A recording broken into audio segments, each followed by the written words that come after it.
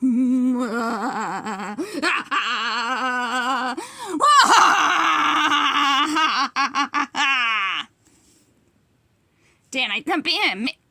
I hope I didn't scare you, did I?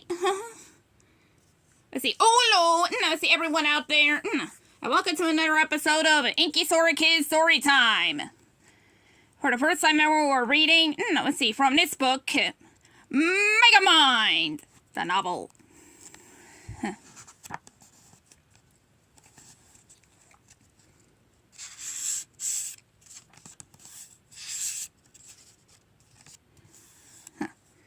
The prologue here. Now pretend I'm Megamind reading this. I've always believed that destiny chooses our path in life.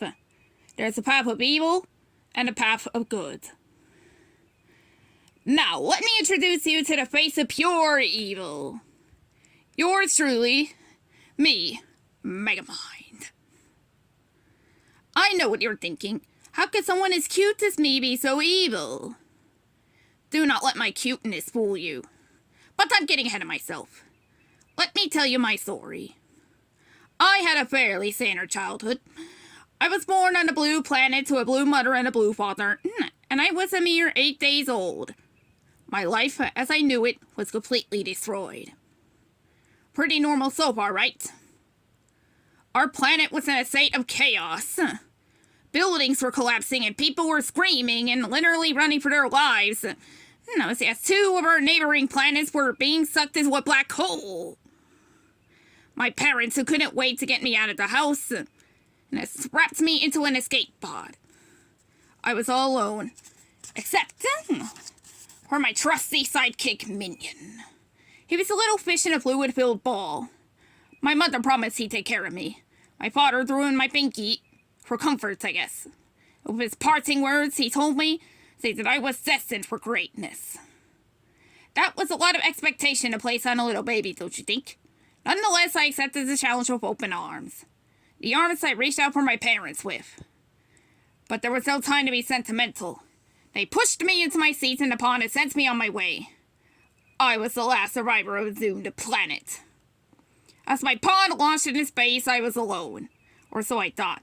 It turns out that another family from another doomed planet, in the Cloud Pond Quadrant, had a very similar idea. They too had placed their infant son in a pod and sent him off to safety. As I looked out the window of my pod, I saw the golden baby staring back at me through the window of his golden pod. Well, he wasn't just staring, the little brat was sticking his tongue out at me. Mr. Goody Two-Shoes and I were officially announced, and our rivalry was born. Our paws raced toward Earth. Mine was a bumpy ride, through an asteroid field. Golden Boy's ride was smooth sailing. My pond hit an orbiting satellite. It was headed towards a palatial estate. Boy, that place sure looked sweet. But then suddenly the golden pod knocks me off course. And it's landed there instead of me. Beautiful gates opened and the golden pod rolled across a stately lawn. Through an ornate front door, the cage rests safely under a Christmas tree in the home of Lord and Lady Scott. And me? My pod tumbled out of the sky, bounced through a dirty alley, and slammed, through the wall, at the monstrosity, penitentiary, instead of a palace. Instead of a palace, I had landed in jail. But don't feel sorry for me. It was a lovely place, and I called it home. The prisoners greeted me with open arms, and they taught me many valuable lessons. For instance, they taught me the difference between right, and wrong. A robber and a cop, respectively. Simple lessons, really. Mr. Goody Two-Shoes, on the other hand, had a life handed to him on a silver platter. On that Christmas morning after the golden pod landed under the tree, Lady Scott thanked her husband for the lovely gift. A baby. Thinking fast, Lord Scott accepted, the thanks. Really, he had no idea where the baby had come from. And the two became, a family of 3.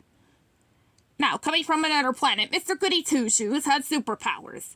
He had the power of flight, invulnerability, and great hair. I might not have, have bad, all my things my rival bad. Let's see. I might have not had all the things my rival bad, excuse me.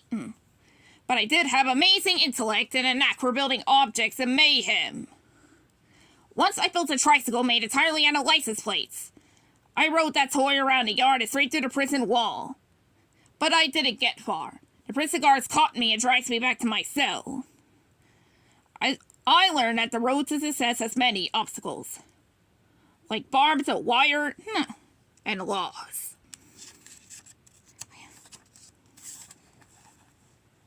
Oh yes, my friends. Life is not easy when you're young and blue. When I came of school age, I had to have a special escort. A police officer waits for me for the school bus. And when I arrived at school, wearing my first day of school outfit, an orange jumpsuit, I ran into my traveling company. A traveling companion, Mr. Goody Two-Shoes.